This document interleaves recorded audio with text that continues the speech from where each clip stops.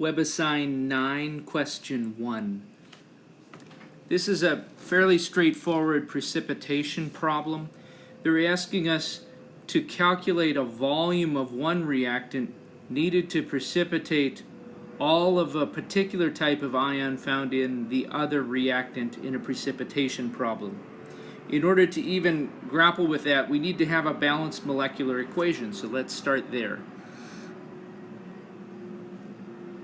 We have sodium phosphate reacting with lead-2 nitrate.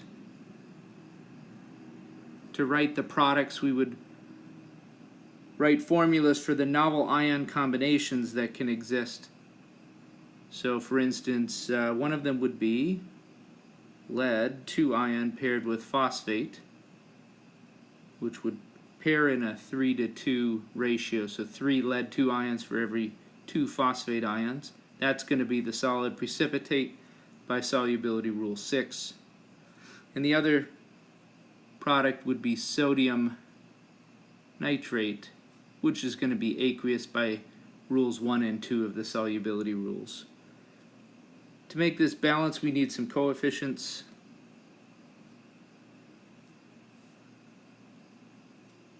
Oops.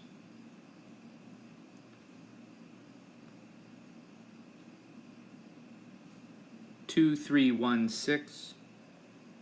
And importantly, it's this 2:3 ratio for the reactants that's going to affect our calculations. Once we've got that balanced molecular equation, now we can look at the red numbers that they gave us. In my case, it was 180 milliliters of 0.65 molar lead-2 nitrate.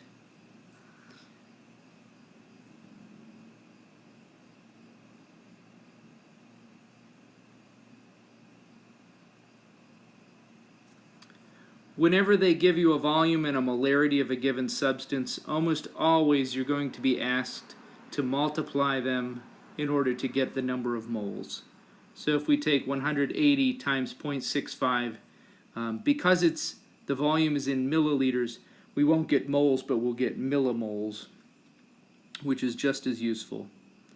1/1000th of a mole is a millimole. So we have 117 millimoles of lead-2 nitrate, and we're asked to figure out, okay, given that we have 117 millimoles of lead-2 nitrate, how many millimoles of the other reactant, sodium phosphate, would need to react alongside that in order for a complete precipitation. So let's do a quick stoichiometric calculation. We can see from our balanced coefficients, it's a 3:2 ratio. So for every 3 moles of lead nitrate,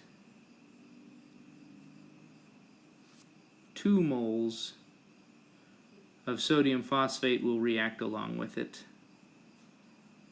And if we carry out that calculation, we get 78 millimoles of sodium phosphate would be needed in order to precipitate all of the lead. And then the last piece would be just to use a molarity calculation. If we know that we have a certain number of millimoles or moles, and we know that molarity of a substance is the number of moles of solute divided by liters of solution, well, we've got something in millimoles, so let's keep that ratio. The number of moles per liter is the same as the ratio of millimoles per milliliter, and they'll specify in the problem what concentration is needed, what molarity. In my case, that's 0.5. So we'll say, okay, 0.5 molar equals the number of millimoles calculated up above, in my case 78,